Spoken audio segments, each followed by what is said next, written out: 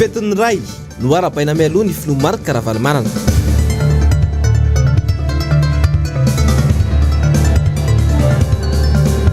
Filomarika ravalomanana aza matahotra ianareo izay efa vita vaksiny. Asan'ny mpitandro filaminana malagasy mila tonga saina ny mpanome baiko azy ireo hoy ny solombavam-bahoaka Rambosalama. Tokolasy tompoko vavy ankafaliana sy ampitiavana indray ny tsotiako ny tokantranao amin'ity arivariva ny zoma fahavalo ambin'ny folo ny volana Jona 2024 sy 2025 ity. Tonga soa indray anao tanatin'ny fampalalam-baovao ny fahitalavitry ny MBS ka manasanao ampanajana sy ampitiavana ny tenako anaraka izany hatramin'ny farany. Isatarantsika avy hatrany ary ny fiarahana amin'ity arivariva ity. Nankalazaina androany ny fetin'ny ray ho an'ny filoha marika ravalomanana. Tonga nanotrona sy ny araba azy tamin'ity fotoan-dehibe tetsy faravohitra ity moa ny mpikatroka ao anatin'ny antokotima ary ny RMDM.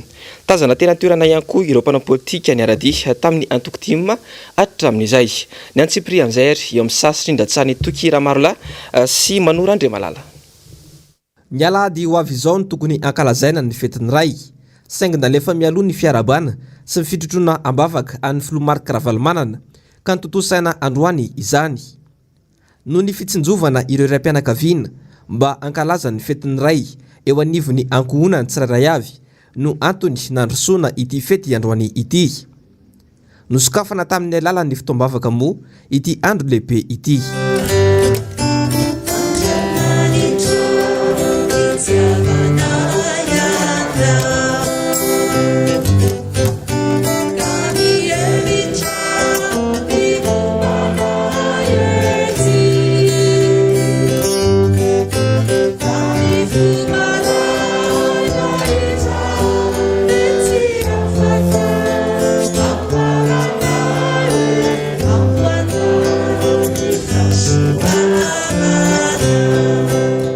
Salamo fahavalo amby roapolo amby zato andin'ny faefatra kosa no nakana ny andalan-tsoratra masina androany. Hotahina izay lehilahy matahotra an Jehova.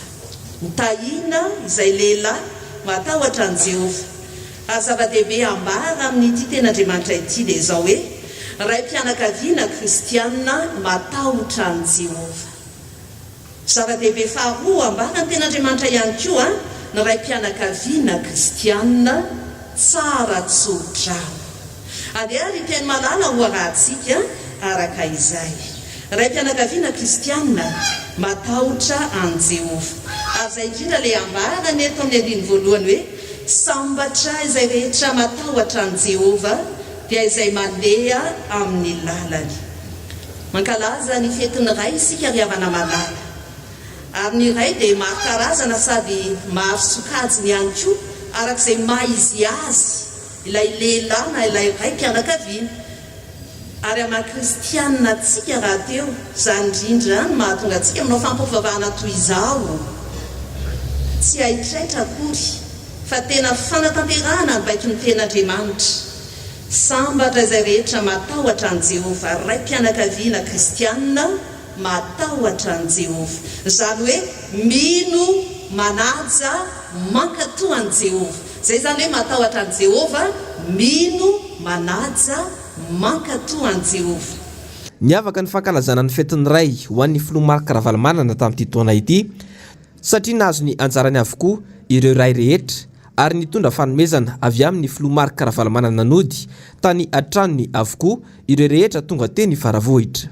Tondrana mbavaka ny ray rehetra ary indrindrindrindra ny tsodrana ataonao tao sy ny anatrana nataonao tena voaray hoe hotahina tokoa ane izay ray matahotra an'Andriamanitra ary malala tsara ny tokony ataony amin'ny ankonany miainga avy amin'ny dada ataony ny exemple.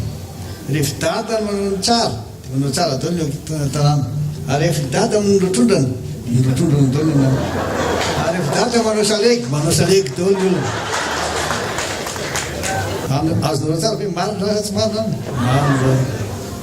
Dia izao mba tianao fety ohatrana azo koa ianareo na inona nanaovako an'izy ity tia hitanareo tia hiaraka mba hankalaza fety ny dada rehetra izay tonga ao dia raha tsy hoe dada fa ao neny tondrazy tsy maintsy mahazo 5 kilo na vary daholo aloha mivoaka eto DJ nanaovana azy zareo na misana zay avy eo za tsy malala fa tonga anaty tonga fa eto va mieritreritra an'izay dia afangano tsara zay olona mpikarakara an'izay tonga 5 kilo mba naovana fety kely aloha izy ty tsy nataoko an'le nivaiko indray izy mantsy taloha mena gâteau dia laninareo ty any le zavatra namena zavatra sotrono dia laninareo ty any fa tsy mahazo any an-trano fiteny nivaiko le izy dia namena vary 5 kilo daholo aloha. Amin'ny mafetin'ny ray azy dia natsiary manokana ny filoha marika RAVALOMANANA avokoa ireo antoko politika sy mpanao politika, ireo olon-tsotra ary ireo mpiara-miasa aminy rehetra ka nanolotra fanomezana.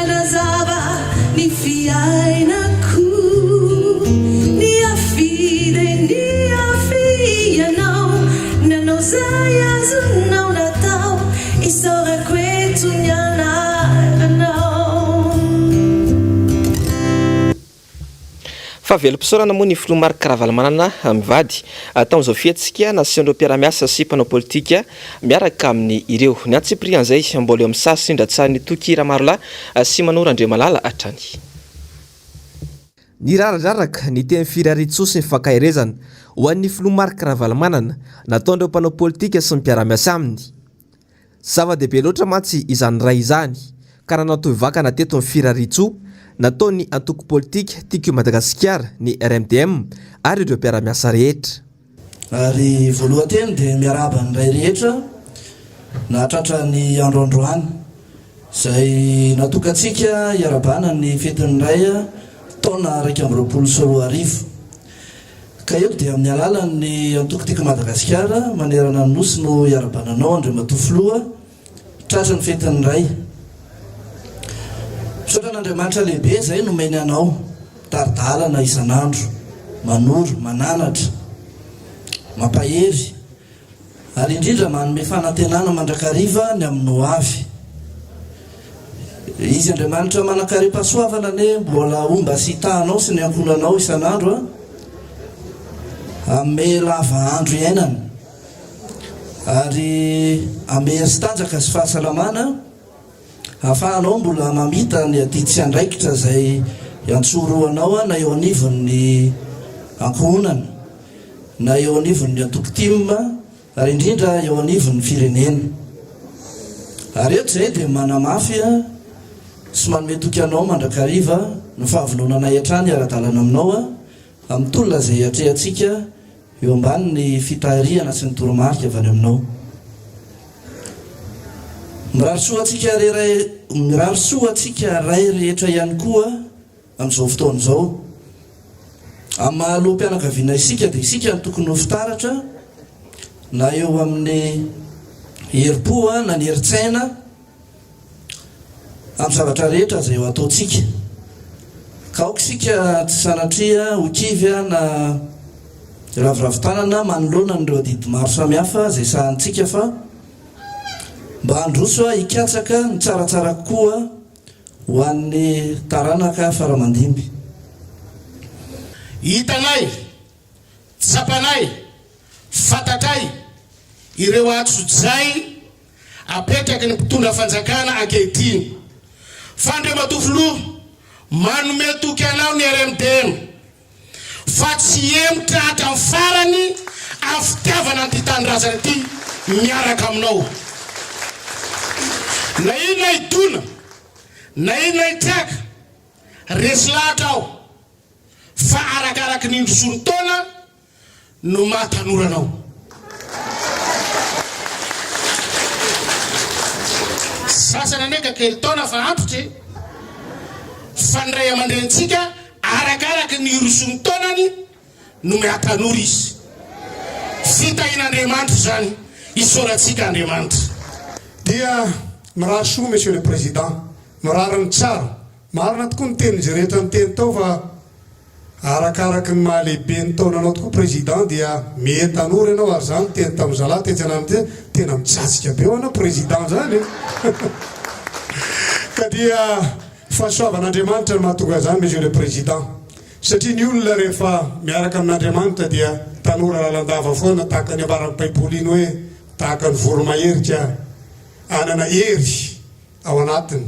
Monsieur le président andro ray tokoa androany izay ny zanaka tsy mba mitsodrano mantsy ny pasteur ny mitsodrano fa ny zanaka kosa mirary soa ho an'ny ray aman-dreny ka dia hoy zahay hoe engane ianao président anao tahaka n'ilay lehilahy lolo mitehana fary milolo tantely ary mitondra vato mamy aposy zay rehetra hoentinao mamy avokoa mamy ty vola ianao ary mangidy ho lavitry ny ratsy ary misy fiteny anankiray izay fanao any atsimo any manao hoe satria amin'izao fotoan'izao mantsy dia tahaka ny maro loatra ny fanenjehana anao monsieur le président kanefa tahaka ny azo avy tsofony rivotra ianao ka miraika kely dia miverina indray dia hoy izay hoe zay manao ratsy anao monsieur le président dia anao tahaka ny kofafa voky miongana nono miongana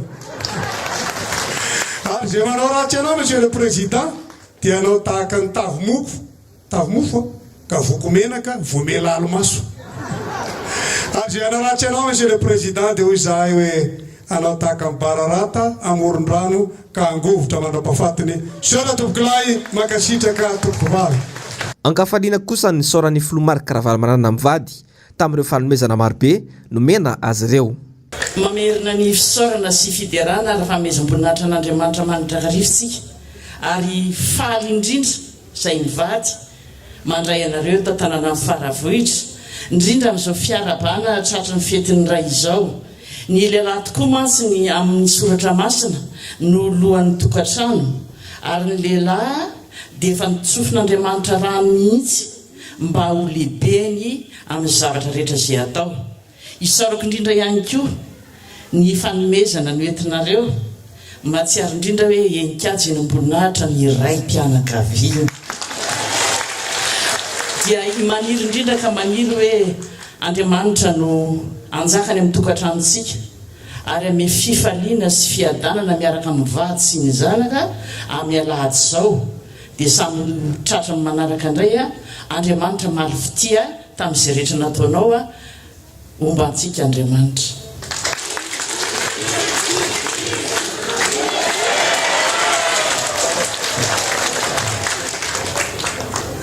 Averiko rehefa andeha le teniny teo ny lehilahy no ampianakaviany fa ny lehilahy koa nefa ny responsable amin'ny zavatra rehetra ka raha misy zavatra mitrangana misy zavatra manjo dia tsika lehilahy foana dia aza matahotra nareo fa zay koa tsy matahotra mihitsy fa sampoka foana nareo manana lehilahy. Fa nisy mpanakanto toa ny bodo miala rakoty mamonjy ary Gotiliba moa nanafana ity fety teny faravohitra tamin'ny androany ity. Andeha raha itsika atao anatin'ity rindra tsara manaraka ity ary ireo sary nafinaritra teny antoerana.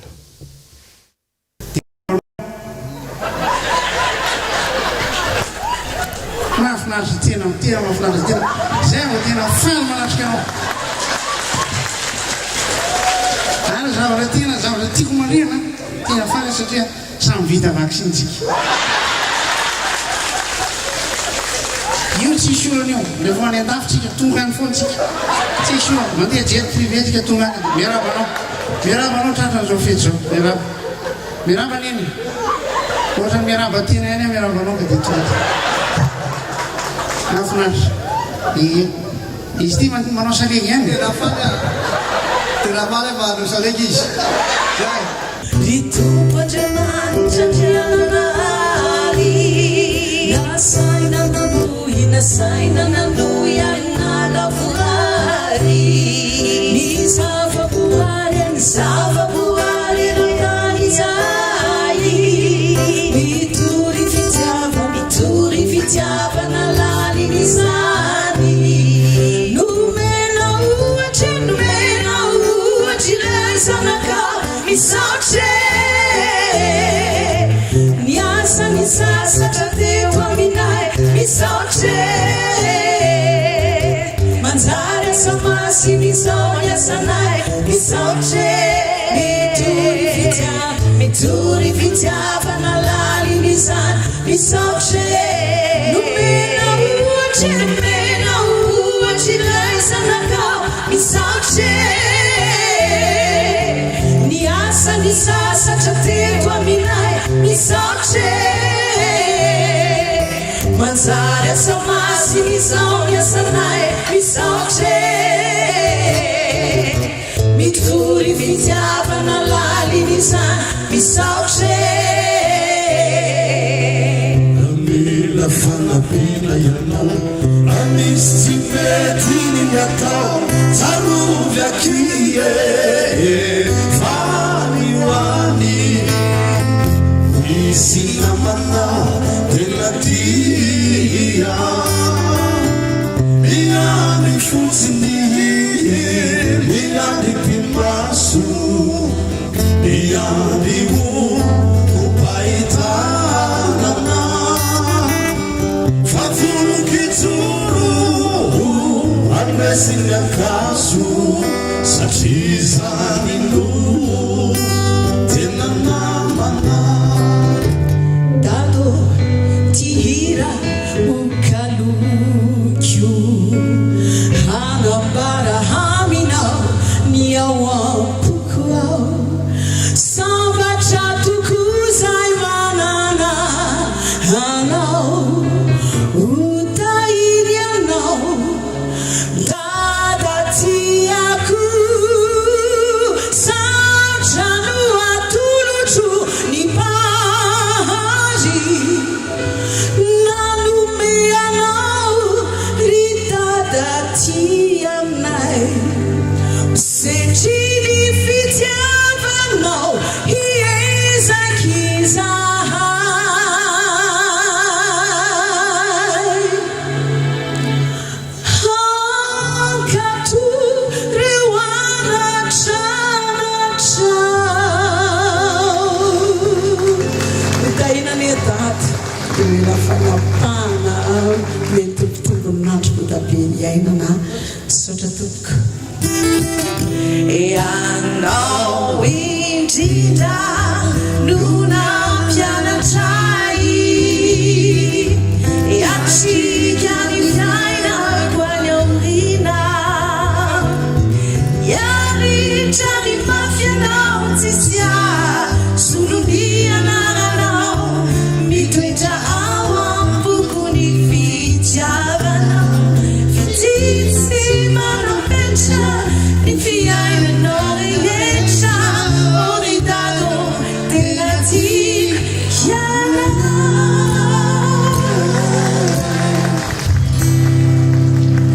raha nandalo atsarotra dia natsoinao tamin'ny telefôny dia tsy namelanao aho fa zanao hoe andefasiko dokoterinao zao dia zao tao anatin'ny aretina dia mbola nanampy ahy ianao dadako ianao dia ntiako ianao fa tao anatin'ny faraisam-pitenenana izay nataon'ny filoha Marc Ravalomanana teny faravohitra io maraina io dia notsondriny manokana ny mahakasika ny fanoherana sy ny fahorian'ny vahoaka malagasy amin'izao fotoana izao nambara fatariketra ho azy ireo ny hitondra vahaolana ho an'ny vahoaka malagasy Germain Menjanary manora Andriamalala ary toky Ramarla. Inona tokoa ny vahaolana aingana ahafahan'ny firenena malagasy ao anatin'izao fahantrana lalina izao? Mila fanjakana modely eto amin'ny tany sy ny firenena ny vahoaka malagasy mampiseho ohatra amin'ny fitantanana ny raharaham-panjakana, fanadiovana ny fitantanam-bolam-panjakana, fitantanana fototra-fitrasa sy ny sisa. No mampisy ny filoha Marc Ravalomanana androany fataona ho an'ny fahasahiana ho an'ny antokotima sy ny RMDM ity taona 2024 ity. No porofoiny izany tamin'ny fidinana ifotony nijery ny olam-bahoaka ary androany dia no mampisy ny indray fa manana vahaolana amin'io ny tenany ary tsy emitra amin'ny fanavotana ny vahoaka malagasy. Amintsika miresaka zao dia lasa eritreritra ny sasany hoe inona marina no ataon'ireto mpanohitra reto. Tsika mpanohitra amin'ny ara-dalàna, mpanohitra tsika, mpanohitra manaja tsara ny tany-tany-dalàna sy izay voalaza ny lalàna. Ary zay nangatantsika hoe ampiary fotsiny ny zoan'ny mpanohitra ny lalàn'ny mpanohitra mba hanatsana ianareo. fa tsy zay akory ndahery am'laza hoe ndanakana chapiteau ndray zay fa mangy any dia ndahery ilazana nareo hoe maninona tsy hanao an'izany mihitsy zay zay nga ny ranareo ndanisy baragerie zay tsy nihera taminay nareo dia milaza aminareo zay fa tsy zanak'omby ampianarin-domano hoe zay fa mahay an'io ary samy zanaky ny mpanefitsika zay tena mahay manefy be. Ny zava-dehibe aloha zany amin'izao tsika am'resaka zao a dia ny mba hetrehny voaka malagasy ampilaminana zany fetim-pirenena zany. Fetim-pirenena tsy an'olona anankiray fa atsika malagasy ray manontolo io ka dia lay fanambarana zay ataontsika hoe ao anatin'ny fahasairana lavity egna neka mbo adininy tsiraray aby zany fa mba tena sampy anao fety sambatra daholo tsika rehetra zay ihany ny teniteneniko ary azagaga nareo fa tena tapoka be nanaovana an'izy ity omaly za laza atao veto a dia tonga dia meo zavatra mety mody le olona samy tenyandriamanitra. Fa ny savorovoro ny maro omaly momba ny fanaovam-bakisiny teto Madagasikara ataony fahasorenana ho an'ireo olona tonga efa nilahatra vao maraina kanefa nilazana fa tsy misy ny fanaovam-bakisiny noho ny baikon'ny ministera ny fahasalamam-bahoaka izany fa teo ihany koa ireo velona ayay amin'ny tsy mampanan-kery izany vakisiny fanefitra izany raha ho an'ireo firenena Europeana nanome toky kosa nefa ny filoha marika ravalomanana fa tsy misy tokony ahina ny vakisiny. Androany dia nitondra fanazavana mikasika izany ity filoham-pirenena teo aloha ity. Germain Menjanahary manao Andreo Malala ary toky Ramarolahy. Omaly no andro farany ho an'ny fanaovana vakisiny voalohany ho antsika eto Madagasikara. Ny fanindran-dalana tamin'izany koa ny fanambarana nataony MASOIVOHO frantsay eto Madagasikara fa tsy afaka ekena ho fahazahoan-dalana miditra any amin'ny tany Europeana ny vakisiny izay natao teto amintsika io. Sahiran-tsaina ireo mikasaivoaka any ivelany satria voalaza ho tsy manan-kery indray ilay karatra manamarina fa vita vakisiny Covishield teto. Nanome toky kosa ny filoha marika ravalomanana fa tsy misy tokony ahina ny vakisiny. Nambarany hatrany fa misy resaka ara-toekarena io. No mafisiny fa efa misy ny fampiresahana sy ny fangataham-panazavana izay nataony tamin'ny MASOIVOHO Europeana eto Madagasikara sy ny OMS momba io teny mita io. Ny zava-dehibe andrasanareo amiko zao tsika miresaka zao dia hoe ahoana raha ty resaka famezatoky amin'ity ady tena manahirana ety dia ny krizin'ny Covid-19. Ianao dada tena nanome toky anay fa rehefa manao vakisiny dia aza matahotra fa afaka miady amin'ny fiainana tsy lasa mbola mifikitra eto amin'ity fiainana ity ihany. Tena nanao an'izany ary tena nanentana anareo. Voateo aloha ny idirako teto tsy namelaka mihitsy raha tsy tafaresaka tamin'ny Union Européenne ny ambassadeur Giovanni.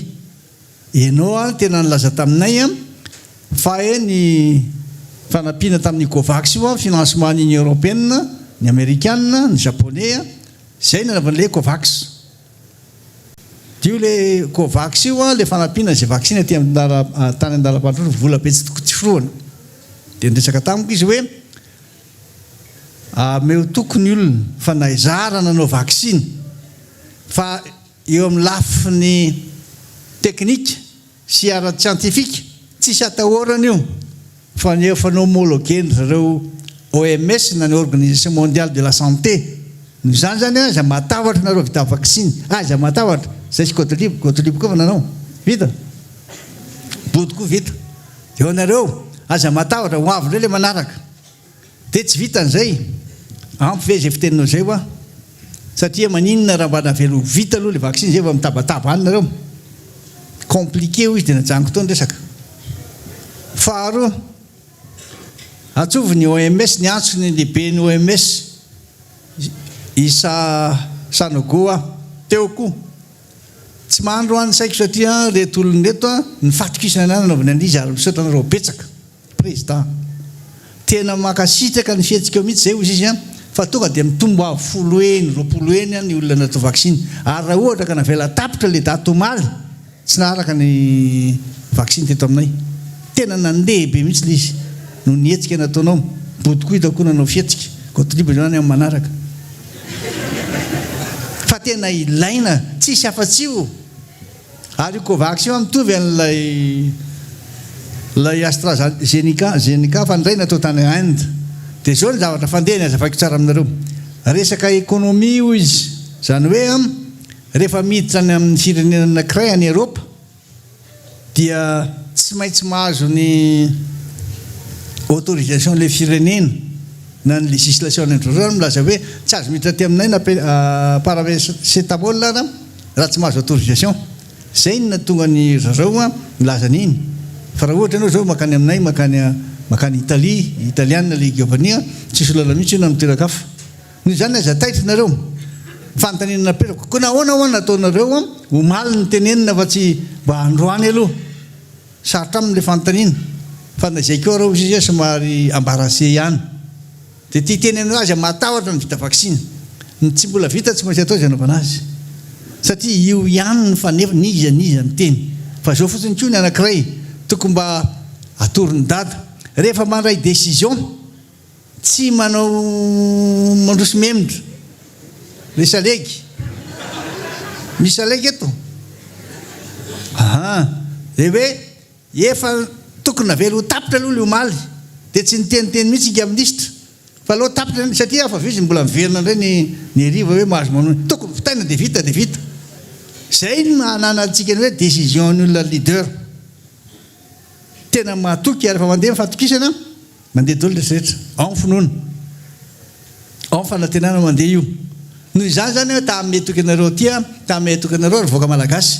Tsisy ahina mihitsy amin'ny lafiny ara-teknika sy ara-tsiantifika. Fefa nekeny zao tontolo zao ny qualité sy ny mahatsara ny vaksiny io. Ho avy indray manaraka ozy. Zay zava-dehibe tia metoky azy zany andro lolanao vaksiny satria nisy niantso amaly. Ao na président fa ianao no tena nandrisika anay dia nazoto zay. Efa salasalana zay le izy. Tsy nanaiky mihitsy ary tena apitaiko aminareo le resaka. Efa milazanareo fa tsy manavao mihitsy ary tsy manavia mihitsy. Miresaka amin'ireo international ireo na izy. Fa vao niantso vao niresaka izahay vao nanontany dia tonga dia namaly. Na ny Union européenne na zareo amin'ny OMS ny coordonnateur zareo eto toerana mihitsy niresaka tamiko. Titeny zany hoe aza manay anareo fa ataovy tsara ny fety dia misy mieritreritra any sady manao fety dia ahoana zao ty. Io ianao azy batatra fa tena sûr. Efa 70% zany zao miaro aloha. Dia ho avy indray ny fanampiny manaraka tsy maintsy tonga koa le fanampiny. Araka ny tatitra vonjomaika navoaka farany ny ariva teo. 470 faingo 500 ireo fatrana vaksiny 501 isa tonga teto amintsika no landy. Izany hoe eo amin'ny 700 sy 909 alina sy rahetsy ny fatrana Covishield nampiasaina nandritra ny fanaovam-baksiny andiany voalohany iadina amin'ny Covid-19. Araka ny tatitra atrany 9 herinandro teo no nanaovana ny etsika vaksiny ka ny 9 sy 1 alina sy rahetsy fatra no vita tao anatin'ny fahatongavany vaksiny. 7 alina isa teo kosa 4 herinandro voalohany ary nahitana fiakarany be 10 andro mialohan'ny omaly alakamisy fepotona farany ahafahana manao vaksiny. Marihina trano moa fa nahazo fankasitrahana avy amin'ny firenena mikambana ny filoha marika RAVALOMANANA satria dia nitombo 10 ka hatramin'ny 20 avoeny ireo olana nanaraka azy nanao ny vaksiny raha ny fanazavana atrany. Teraka kosa indray nanao veloma Madagasikara ny MASOIVOHO AMERIKANA PELLETIER rehefa navita ny fitaom-piasany ireo taona sy tapany teto Madagasikara. Maro ireo afatra nataony miatefa amin'ny vahoaka malagasy ny mpitondra fanjakana malagasy ary indrindra ny mahakasika ny kere any atsimo. Mametina amintsika izay vaovao izay ravirasafimahina sy tahirinena. Tamin'ny alalan'ny horonan-tsary nivoaka tao amin'ny page Facebook ny MASOIVOHO AMERIKANA no nanaovan'ny Michael Pelletier velomany Madagasikara. Nivoaka malagasy irery ihany no milina matanjaka afaka nandratrava ny Madagasikara hoy izy amin'ny fampiasana ireo arena marobe misy eto. Manana hery entina mitondra zava-baovao sitrakefa metrahana ho avy maharitra ho an'ny fiarahamonina sy ny firenena nivoaka malagasy. Anisan'ny voakasiky ny kere any atsimo nosy akaiky Michael Pelletier antso no nataony amin'ny fanjakana malagasy ny sehatra iraisam-pirenena ny tokony hanamafisana ny ezaka mba tsy haratsy noho ny amin'izao ny any atsimo ary ny hitondrana vahaolana maharitra. I États-Unis moa izay marina fa nitondra fanampiana ara-tsakafo ary nandray anjara ho an'ny fampandrosoana voalohany tany atsimo ka afaka nanome vola mahery $900 hatramin'ny taona 2024 no makaty hanampiana ireo fianakaviana niarany tsy fanjari-tsakafo. Ny farany teo nanolotra $40 ihany koa ny MASOIVOHO AMERIKANA ho fanampiana ny any atsimo hatrany. Vonona any Madagasikara ny MASOIVOHO AMERIKANA ny antsony malagasy rehetra ihany koa izy mba hanaovany tsirairay vaksiny ho fanefitra ny COVID-19. Niverina amin'ny laoniny ary niaina ao anatin'ny fahasalamana ny tanjona ho izy. Ny fitaom-piasana izay voamariky ny fiandohan'ny COVID-19 izay nitondra ny gouvernemanta Amerikana fanampiana ihany koa tamin'ny fanomezana fitaovana sy fampiofanana. Andalany sotro ronono moa i Michael Pelletier. Bien sûr, notre séjour ici a été marqué par des défis inattendus, notamment la pandémie de COVID-19. Je suis incroyablement fier du rôle que le gouvernement américain et notre ambassade ont joué en soutenant les efforts du gouvernement de Madagascar pour lutter contre le Covid. De la livraison d'équipements de protection à la formation de travailleurs de la santé, en passant par la surveillance de la propagation de la maladie, le gouvernement américain a été comme Pirala et Mianal avec le peuple malgache. J'encourage tout le monde à envisager de se faire vacciner pour se protéger et protéger sa famille, afin que nous puissions tous revenir à la normale, vivre en sécurité et en bonne santé. Faraky ny vaovao milatsaka eto am-pelatanana amin'izao ora itenenana izao dia nidina andalambe ny ponina etsy Andranomena amin'izao ora izao nanao sakan-dalana izay efa nanomboka tamin'ny 7 hariva teo. Raha ny fantatra dia tofoka amin'ny fatapahan-jiro lavareny misy eny an-toerana izy ireo ka nisy antrany ny fandorana kodiarana. Antso fanairana ho an'ireo tompon'andraikitra moa no anton'izao fidinana andalambe izao raha ny fanaonan-kevitra ireo ponina eny an-toerana. Ny lalana miazo an'ny OTV teo aloha moa no nisy izany sakan-dalana izany amin'izao ora itenenana izao.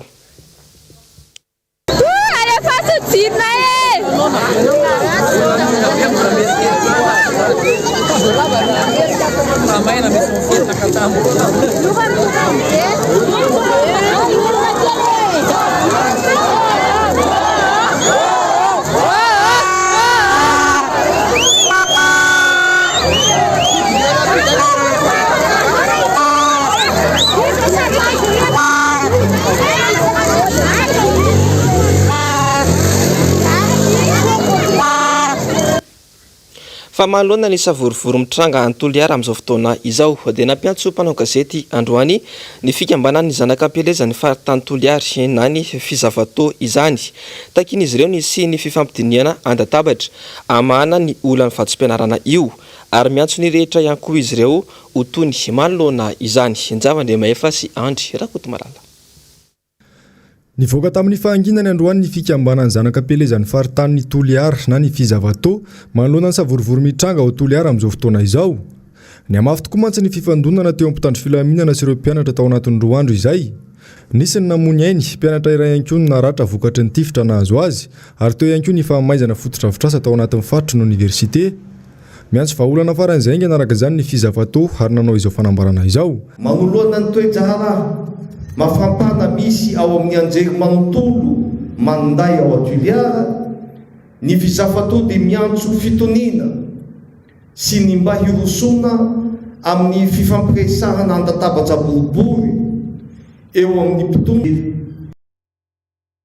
Ny ato nanomboka ho malo moa ny fampianarana ao amin'ny université ny Toliara sy raha ny fanapa-kevitra ny filohan'ny université. Vaovao ny trangam-piarahamonina kosa indray ny tranganalozam-pifamoivoizana Matsiravina tena amin'ny lalam-pirenena faefatra tamin'ity androany ity. Nisy ireo namony ainy tamin'izany ankoatry ny naratra mitatitra ny andindininy bebe kokoa mikasika izay isamy mamonjy mpanao gazetiny MBS avy any Matsanga. Ny trangana lozam-pifamoivoizana Matsiravina tamin'ny lalam-pirenena faefatra iny ary fantatra izao fa 10 no maty makasika an'izay lozam-pifamoivoizana izay. Araka mifantatra dia nisongona moto ny fiara anankiroa ary dia izao tratra ny lozam-pifamoivoizana izao. Misy tanderaka kely zay tamin'ilay moto petritako izy fa koa chauffeur ndraiky azo lazaigny mitandrina izy koa ohatra tsy azo anoarana dia raha fahafantarana sy azo manokana tokony hoe tamin'ny firy teo zay tsy haiko fa izy fa presque maraindray tokony hitandrina zany araka zany ny mpitondra fiara detra moa fa mpitondra fiaram-bahoaka raha amin'ny lalam-pirenena faefatra iny laha raha teo dia ratsy dia ratsy tsy misy fanamboarana hatramin'izay hatramin'izao.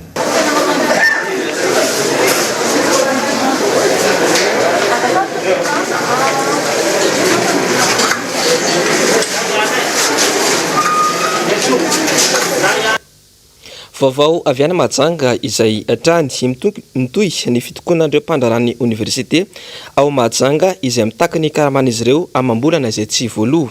Efa nisy ny fifampiresahana teo amin'ny ministera tompon'andraikitra saingy tsy nahafapo azy ireo izany. Fanetetiana. Tsy afapo tamin'ny resaka izay nataon'ny ministry ny fampianarana ambony ny mpandrarany université eto Mahajanga amin'izao fotoana izao. Maro ny leso ary indrindra moa fa fanapahana ny 25% n'izy ireo. Zay PELLETIER Mahajanga eto anivon'ny université ny Mahajanga dia mbola ao anatiny manontolona amin'ny fitakina ny 25% zay tapahana taon'ny karamanay ary mbola miady ihany koa zahay ho andro namanay zay mbola ECD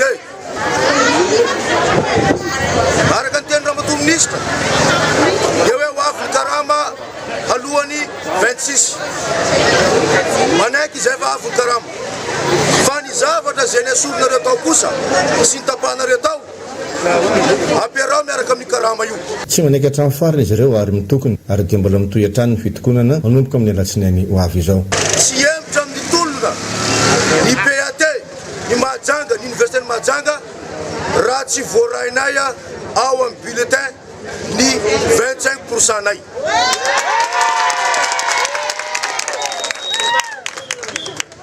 Dia manambara tony zahay avy ato amin'ny université ny Mahajanga ny PAT fa iamafy izany ka manomboka izao tsy misy PAT mamonjy ny asany tsony manomboka amin'ny alatsinainy ato amin'ny université ny Mahajanga.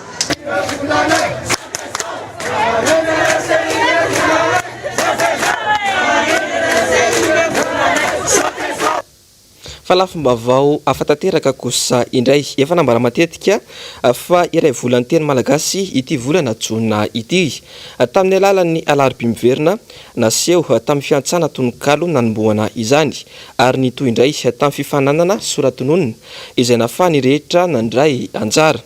Manana ny lanjany lehibe ny teny malagasy ka ilaina ny mahafantatra sy mafy tsara izany hoy ny nambaran'ny tompon'andraikitra iray eo anivon'ny akademia malagasy nandritra ny tafa tamin'ny mpanao gazetinay tamin'ity androany ity. Lambijo Velositraka sy Mateo Prince. Andrianiko ny teniko, ny an'ny hafa koa feheziko. Loha hevitra izay mbola entina kalazana trany iray volan'ny tendreny eto amintsika. Ho anty taona araka amin'ny 2024 ity, ny fifaninanana soratononina no isan'ny nanamariana manokana izay fankalazana ny iray volan'ny teny malagasy izay. Tsy nanavahana saranga nataona nasokajy ny fifaninanana fa samy afaka nandray anjara avokoa ny malagasy tsy vaky volo manerana ny nosy. Voalohany indrindra fampitiavana ny malagasy ny teny malagasy. Fitarihana ihany koa ny malagasy mba hitodika any amin'izany hoe ity teny malagasy ity aneka misy fenitra amin'ny fitenenana azy indrindra amin'ny fanoratana azy fa tsy ataotao foana. Ny soratonona ihany koa dia nataonay andrefesana ny firenapaka ny voambolambao na ny teny noforoninay no tefenay zany ato amin'ny foibe mombanteny satria izay moa ny andraikitry ny foibe mombanteny dia ny fampitaovana ny teny malagasy ary raha hiditra amin'izay fampitaovana ny teny malagasy zay dia mampiasa indrindrandrindra ny vokatra farany amin'izay fampitaovana ny teny malagasy zay dia ny rakobolana sy ny rakobola haivambolan-tsehatra ny rakobolan-tsehatra sy ny rakobolan-teny. Misy ihany koa ireo teny malagasy ao anatin'ny rakobolana izay mbola vaovao an'ny sofina indrindra ny amin'ny fiarahamonina ka miezaka mampita sy mampiaina izany ao anivon'ny akademia malagasy mba hakanto hatrany ny teny malagasy izay misy fenitra ilaina kajiana raha ny fanazavana. Ny lohahevitra dia manampy ny mpanoratra na ny mpiteny zany atakatra n'izay hevitry ny fehezanteny soratany sy ny fomba hoentina manoratra azy ka tamin'ity tamin'ity taona ity zany dia ny lohahevitra nataonay mikasika ny fampiasana ny fiatraikany teknôlôjia vaovao le ahitao vaovao reny zany ao anatin'ny fiarahamonina le fampiasana ny ahitao vaovao eo amin'ny fifandraisana. Ny farana androany moa ny farafanaterana ny taratasy fifaninanana ho andreo rehetra nandray anjara tamin'izany soratononona izany.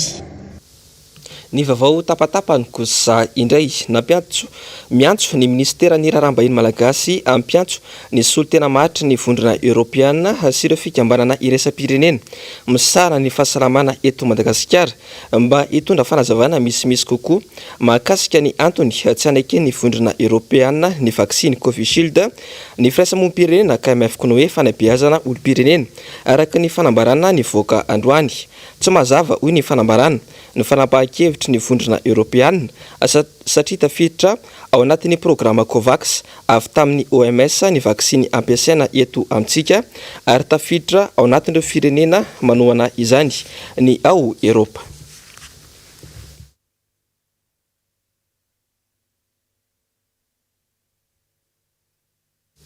Ny vaovao maresaka iraisam-pirenena kosa indray nivoaka ny didy mahakasika ny raharaha Pygmalion izay nampangana ny frantsay teo aloha Nicolas Sarkozy izany. Sazy miatra embolana hatramaizana no navoaka ny fitsarana tamin'ny andro ny omaly. Mamidina amintsika izay vaovao izay Ravra Safimaina sy Tahirina Ranarindrina. Dans l'affaire Pygmalion, Nicolas Sarkozy campe sur ses positions. Famatsimbola tsy ara-dalàna nandritra fampielezan-kevitra fifidianana filohampirenena ny taona 2024 no ny hampangana Nicolas Sarkozy. Ery taona tranomaizina ny saziny ka nenimbolana miatra miampilama 573 euro. Nandritra ny fitsarana azy no nilaza ireo mpitsara afaniotra lavitra ny tokony ho izy ny volana ampiasain'ity filoha frantsay teo aloha ity nandritra io fampielezan-kevitra io. Atsevina fa tsy nanatrika ny fitsarana azy moa Nicolas Sarkozy. Fitsarana izay efa nanomboka ny 20 Mey miaraka amina voam-pangateno 12 hafa. Hatramin'ny voahandidy omaly indray mandeha monja no nanatrika ny fitsarana azy ity filoha teo aloha ity. Ho andreo 12 hafa kosa sazany tranomaizina 12 volana hatramin'ny 9 taona no didy navoaka ny fitsarana frantsay misahana ny fifidianana. Raha ny tantara i Nicolas Sarkozy ny filoha frantsay teo aloha tao anatin'ny Repoblika Fahadimy avoelika higadra noho ny fanaovana kolikoly sy fampiasana fahefana.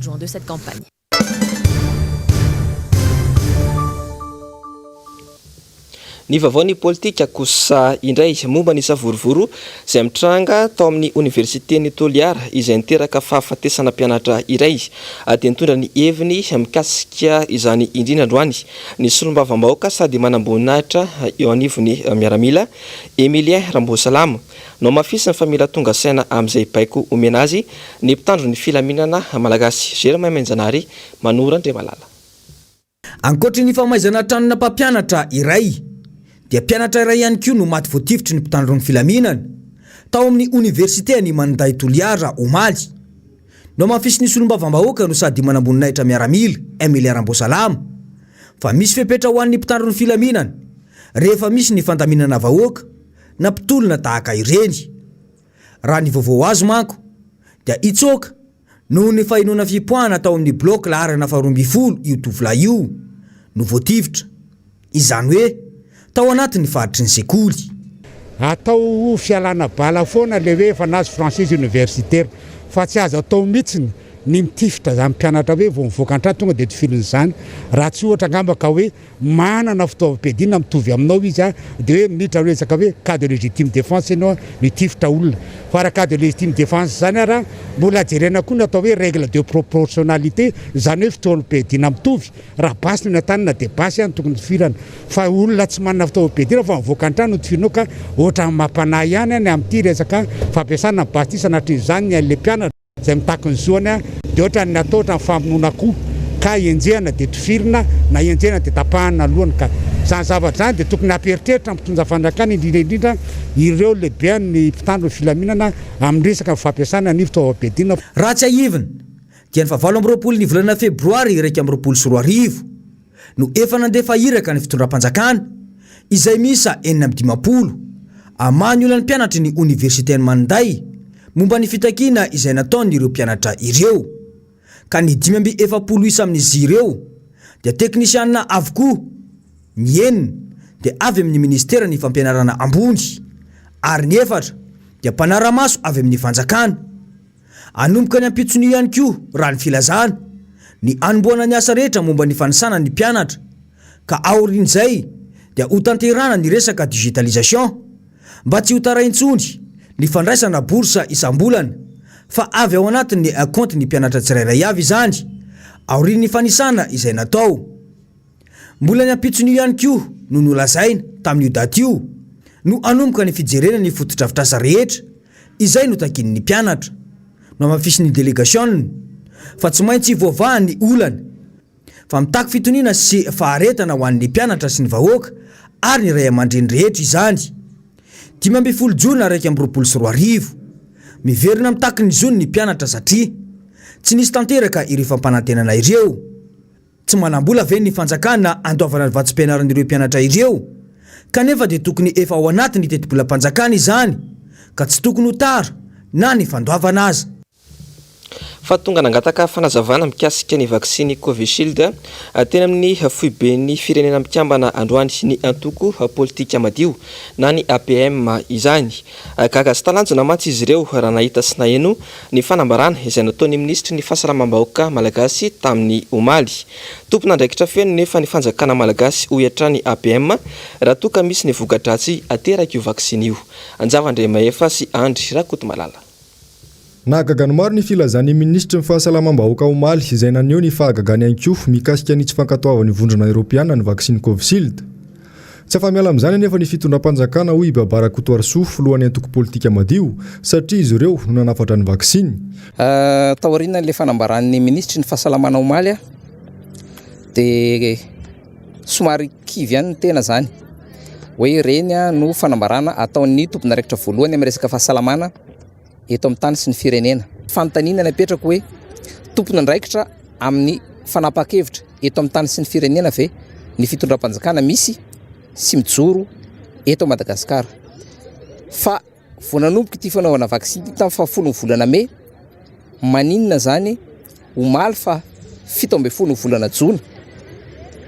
Raha andro taoriana fanambarana nataon'ny Union Européenne iny izay vao gaga sy talanjona ny ministra.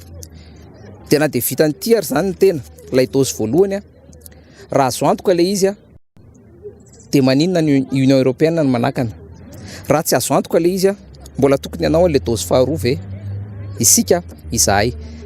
Zay zany ny antony tato androany. Tonga nangataka fanazavana teny amin'ny foibe toeran'ny firenena mikambana teny Andrahary moa androany ity filohan'ny antoko politika madio ity. Nambarany tompon'andraikitra tamin'izany hoy izy fa tsy misy atahorana raha io vaksiny io. Andrasan'izy ireo kosa izay fanazavana avy amin'ny tompon'andraiki-mpanjakana indrindra fa ny filohan'ny repoblika izay hita ho tsy nahita andresaka mihitsy mikasika ity vaksiny ity. Nasian'ity filohan'ny APM ity resaka ihany koa ny mikasika ny fitavozavozan'ny fanjakana manoloana ny fitakiana ireo nosokely manodidina ny Madagasikara. Totsangan'olona fotsiny ihany hoy izy ireo tompon'andraikitra eto amin'ny firenena ka mitoy ihany ny fanjanahana ankolaka atao amin'ny malagasy. Ka eto zany dia miantso ihany koa ny tenako satria fantatsika tsara manana ny maro anisa ao anatin'ny anteny miram-pirenena ny fitondram-panjakana amin'izao fotoana izao, izany hoe ny volomboasary ratsorina. Manana ny maro anisa koa ao anatin'ny anteny miran-doolona. Hatreto aloha zany raha fahitana azy labozia fotsiny na ny ao amin'ny anteny miram-pirenena na ny ao amin'ny anteny miran-doolona satria tsy manana an'izay finiavana akory hiady amin'ny mpanjanaka. Ka aminay antoko politika madio zany raha mbola fitondram-panjakana voazanaka kely finoana ny amin'ny ilzepar sy ny fandrosoan'ny firenena. Amaranantsika kosa ny vaovao dia nibahan-toerana nandritra ny fandarana miara-manonja tamin'ity androany ity ny mahakasika ny fanaovam-baksiny eto Madagasikara izay niteraka resabe sy ayay ho an'ny olom-pirenena rehetra. Teo ihany koa ny mahakasika ny raharaha any Toliara. Ofitiany Ando Miaratiana sy tahiry ny anaranarindrina aminao atao anatin'ity fanidadiana manaraka ity ary ny mahakasika izay. Niteraka resabe sy ororon-tsaina teny anivon'ny fiarahamonina tato anatin'ny andro vitsy ny mahakasika ny fanambarana navoaka ny MASOIVOHO frantsay izay nilaza ny tsy fankatoavan'ny tompon'andraikitra ara-pahasalaman'ny vondrona Europeanina ny vaksiny Covishield nampiasaina teto Madagasikara. Mendrika fanilkiliana tanteraka ny firenena Afrikana izany fihetsika izany hoy ny teo anivon'ny miara-manonja no antitra ny terin'izy ireo nandritra ny fandarana fa ara-dalàna ry azo antoka amin'ny fanefitry ny valanaretina Covid-19 ity vaksiny ity matona ankatoavin'ny OMS tsy tokony hanana aiai araka izany ny rehetra mampimetra-panontaniana kosa nefa hoy izy ireo ny fihetsiky ny mpitondra fanjakana amin'izao toetra raha izao Madagasikara rery fa ny firenena africaine zay nomenareo ny vaksiny io tamin'ny alalan'ny système Covax zany dia barabarain'ny firenena Europeanina amin'izao fotoana zao omeo zo-pirenena ihany ny vazaha ahitanareo anazy hoe ohatr'izay le toetsaina zay ne le mahatonga antsika miteny zany fanomezana zo-pirenena zany aloha arahana mandinika tsara tsika zany etsy dia mamantana fotsiny manaiky be fatany hoe ny tompoko ataovy mihitsy zay ataovy mihitsy am'izay tianareo mihitsy atao anay zay zany io zavatra mandeha io eto tsika dia mametraka fa ilay système Covax tsy tsika ny namorona azy ary ty dia tsy ndriko ny vaksiny zay nataotsika na Covishield io na AstraZeneca io dia vaksiny fanefitry ny Covid io tompoko ninina ho tenen'izy aza mirorosaina amin'izany ianao hoe dia ahoana zany io vaksiny io dia aninona zaza rehefa vita vaksiny ianao dia vita vaksiny ny fasahina ao anananao hoe vonina ianao na vaksiny dia tohizo vaksinenao raha mazoto ianao ankoatra io raha mafampana eto amin'ny firenena tony tsy fandriampahalemana sy ny fitsiketsehana nataon'ireo mpianatra tany manday toliary no mitondran'ny solombavambahoaka afatra ho an'ny mpitondra fanjakana sy ny mpitandron'ny filaminana tao anatin'ny fandarana androany no mafisin'izy ireo tamin'izany fa tsy azo ekena ny fanaparam-pahefana sy ny fampiasan-kery ataon'ny mpitandron'ny filaminana entina andratranana amin'n'olona natao tandroka arony vozana iarony vahoaka sy ny fanana no anjara ndraikitra izy ireo tsy tokony hitazapotsiny manoloana ireny fomba fiasa ireny araka izany tompona ndraikitra